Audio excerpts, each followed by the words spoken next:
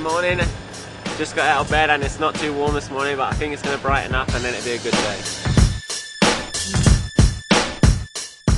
Just got to go out there, the track's looking really good. I hope we can just all have fun and bring home a good result.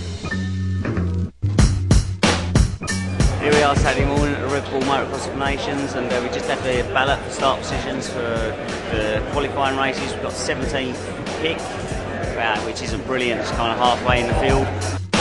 Ladies and gentlemen, this is the big one. This is the one we've been waiting for. 2008 Red Bull Motocross of Nations.